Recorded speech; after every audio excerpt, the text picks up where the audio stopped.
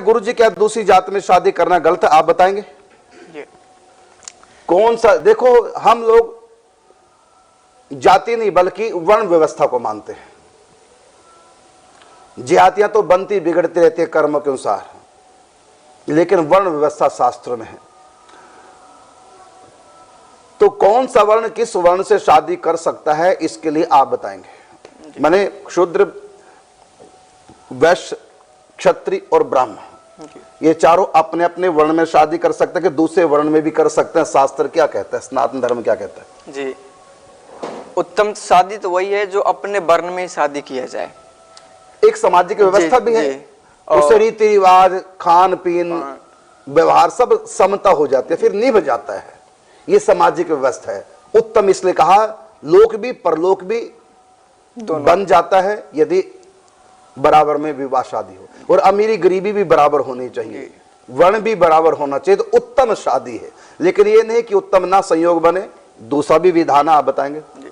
तो उसमें है, ब्राह्मण जो है ब्राह्मण की लड़की से और क्षत्रिय की लड़की से शादी कर सकता है। उदाहरण भागवत जी में जितने ऋषि मुनियों के विवाह हुए सब क्षत्राणियों से हुए। सप्त ऋषियों के विवाह जो हुए हैं सब करदम जी के करदम जी नहीं, ये राजा मनुशत्रुपा, हाँ मनुशत्रुपा के, इनकी पुत्रियां सब क्षत्राणी हैं। देवहूति क्षत्राणी, हाँ देवहूति क्षत्राणी है, और करदम ऋषि ब्राह्मण है। तो ऐसे बहुत विवाह हमारे भागवत जी में, पुराणों में है, जो ऋषियों के विवाह क्षत्राणियों से, ब्राह्मणों के विवाह क्षत्राणियों से तो कर सकते हैं। ब्राह्मण से हो तो उत्तम, नहीं तो ब्राह्मण पुरुष हो और ब्राह्मण क्षत्राणी वो जय पत्नी तो चलेगा, विवाह हो सकता है। आगे जी। और क्षत्रिय जो है वो क्षत्रिय से और वैश्य की लड़की से शादी कर सकता है। जो क्षत्रिय है वो वैश्य से शादी कर सकता है। क्षत्रिय से तो करेगा ही, लेकिन वैश्य से भी कर सकता है, कोई दोष नहीं। ऊपर ब्राह्मण से ना, लेकिन अपने से ऊंची वर्ण की कन्या नहीं।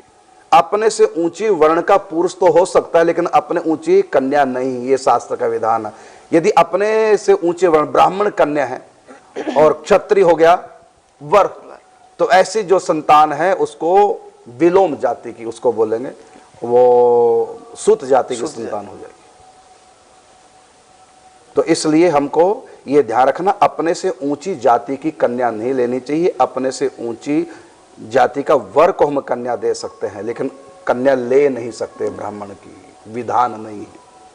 और वैश्य से ही करना है।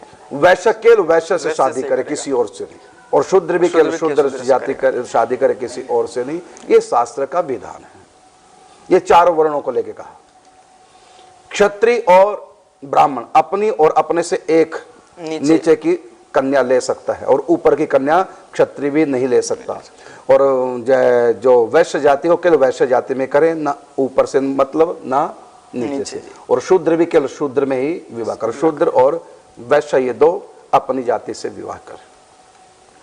और सामाजिक व्यवस्था भी है, समाज में भी ऐसा हो तो अच्छा है।